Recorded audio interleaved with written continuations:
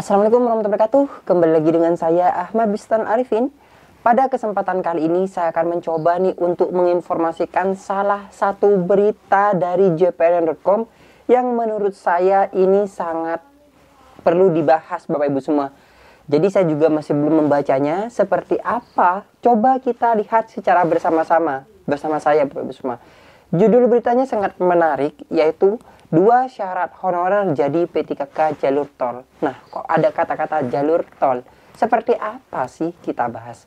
Sebelum kita ke informasi, alangkah baiknya Bapak Ibu bisa like, comment, share, dan subscribe channel saya.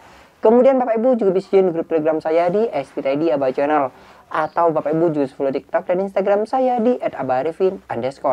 Kali ini Aba Channel telah memiliki sebuah website yang Bapak Ibu bisa kunjungi nantinya di www.abachannel.com. Serta seandainya jika Bapak Ibu berkontribusi pulsa pada Aba Channel ini, Bapak Ibu bisa kirimkan pulsa, nomornya berikut di bawah ini. Jika Bapak Ibu berkenan tentunya. Langsung saja kita simak dan kita bahas informasinya berikut ini. Nah, di sini Bapak Ibu semua, saya akan membacakan informasi dari jpnn.com, yaitu di sini 2 syarat honorer jadi P3K jalur tol. Semoga dikabulkan. Ini kemarin diterbitkan. Seperti apa sih informasinya? Di sini jpnn.com Jakarta. Jutaan honorer yang ingin segera diangkat jadi P3K harus menunggu terbitnya PP Manajemen ASN sebagai turunan UU nomor 20 tahun 2023. PP Manajemen ASN disebut-sebut bakal mengatur mengenai pengangkatan honorer jadi P3K. Nah, di sini masih ada kata-kata bakal mengatur. Yang penting kita tunggu saja PP turunannya Bapak Ibu semua. Semula, Kementerian Pendayagunaan Aparatur Negara dan Reformasi Birokrasi Kemenpan RB pasang target akhir bulan ini. PP Manajemen ASN sudah kelar pembahasannya. Namun, belakangan target mundur menjadi April 2024. Jadi yang semula Bapak Ibu semua dikabarkan akan berakhir di Desember, maksudnya akan kelar di Desember 2023 ini. Ternyata di sini diundur sampai dengan April 2024 Bapak Ibu semua. Para honorer masih penasaran tentang kriteria dan kategorisasi honorer yang bisa diangkat menjadi P3K penuh waktu. Begitupun soal honorer jenis pekerjaan apa yang bakal masuk daftar nominator jadi P3K part-time hingga saat ini belum ada kejelasan. Ramai juga wacana yang mengusulkan agar honorer yang sudah lama mengabdi dinaikkan statusnya menjadi P3K penuh waktu tanpa tes. Jadi ini banyak yang menyuarakan hal tersebut. Tapi bagaimana? Apakah pemerintah ini bisa mengakomodir? Nah, kita tunggu saja Bapak Ibu semua. Tapi kalau dari segi penjelasan, DPR RI ini sangat mendukung dengan adanya honorer yang diangkat menjadi P3K ini Bapak Ibu semua. Seberapa besar peluang honorer jadi P3K penuh waktu tanpa tes? Yuk kita buka lagi pernyataan 2 pejabat Kemenpan RB. Pada rekor manajemen ASN pasca UU nomor 20 tahun 2023 pada 6 November. PLT Asisten Deputi Manajemen Talenta dan Peningkatan SDM Aparatur Kemenpan RB, yaitu Bapak Yudi Wicaksono memastikan bahwa di PP Manajemen ASN nantinya ada konsep mengenai P3K paruh waktu. Jadi ada P3K penuh waktu dan paruh waktu di situ nantinya Bapak Ibu semua. Jadi kita tunggu saja seperti apa sih skema yang akan diterapkan oleh pemerintah tersebut. Hanya saja Yudi belum menjelaskan secara gamblang mengenai kriteria-kriteria honorer yang akan diangkat menjadi part-time. Dia memberi sinyal bahwa besaran gaji honorer yang diterima selama ini bisa menjadi kriteria pengangkatan. Dia menyebutkan ini semacam kisi-kisi. Kita sampaikan kisi-kisinya dulu yang ada saat ini. Nanti akan kita perkenalkan konsep P3K part-time, kata Yudi. Misal ada honorer yang diterima selama ini gajinya 600.000, kata Yudi. Maka nantinya diangkat menjadi P3K part-time. Ketika Bapak Ibu baru bisa memberikan upah sebesar 600.000 misalnya, maka yang bersangkutan itu digolongkan kepada P3K yang bekerja secara paruh waktu. Ujar Yudi dalam forum Rakornas yang juga dihadiri para sekretaris kementerian atau lembaga. Hanya saja Bapak Ibu semua, kalau misalnya melihat dari segi gaji, menurut pendapat saya nih, karena gaji bukan menjadi jaminan. Bekerja semaksimal mungkin, honorer yang bekerja semaksimal mungkin, tapi di lembaga tersebut gajinya minim. Dalam artian pemerintah hanya memberikan, dalam artian lembaga tersebut hanya memberikan gaji sekian. Nah, kalau misalnya dijadikan pedoman P3K part-time ataupun penuh waktu, nanti tidak akan ada keseimbangan. Dalam artian, maka tetap saja, hanya saja berubah status, bukan berubah dalam segi penghasilan. Kalau seperti itu Bapak Ibu semua. Tapi seperti apa menurut tanggapan Bapak Ibu semua? Silakan tanggapi di kolom komentar di bawah. Coba kita lanjutkan. Adapun honorer yang bisa diangkat menjadi P3K penuh waktu ialah yang selama ini gaji bulanannya sudah sesuai dengan range gaji P3K yang akan diatur nantinya.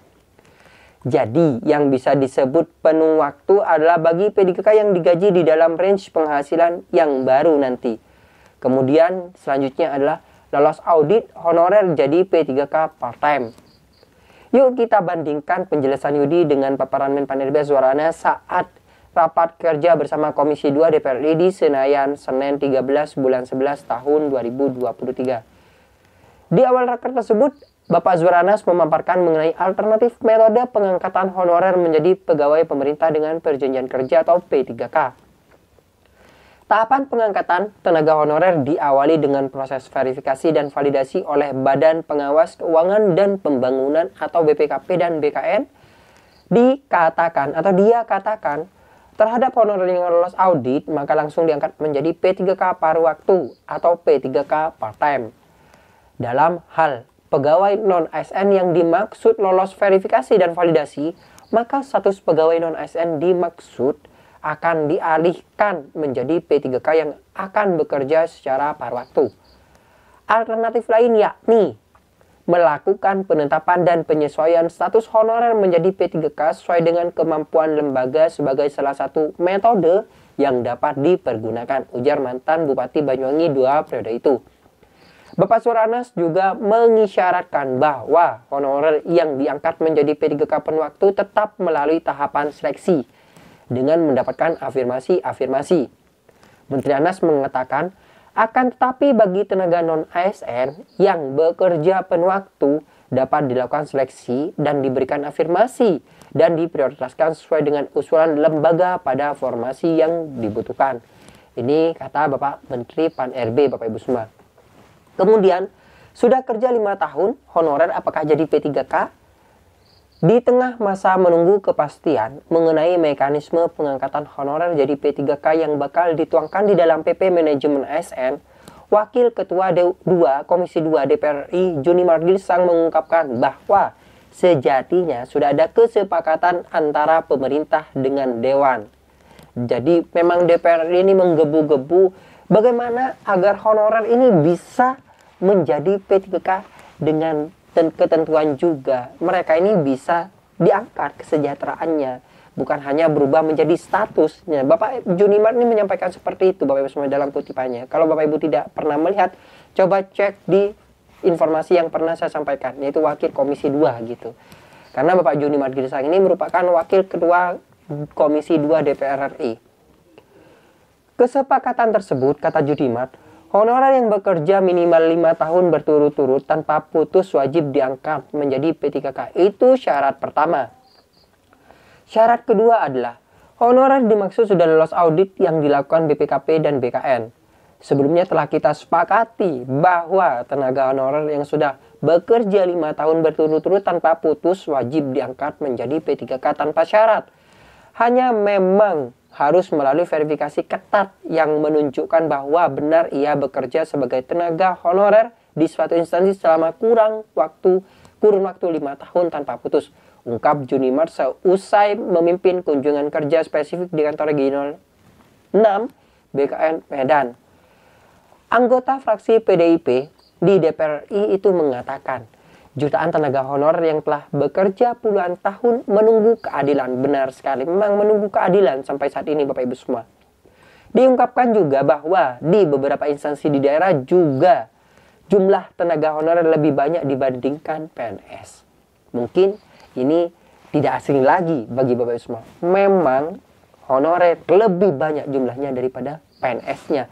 Atau justru PNS-nya ini yang, maksudnya honornya ini yang pekerjaannya, intensitas pekerjaannya yang banyak atau yang lebih besar. Coba saya ingin mengetahui bagaimana sih kondisi di lembaga Bapak Ibu semua, cantumkan di kolom komentar di bawah ini.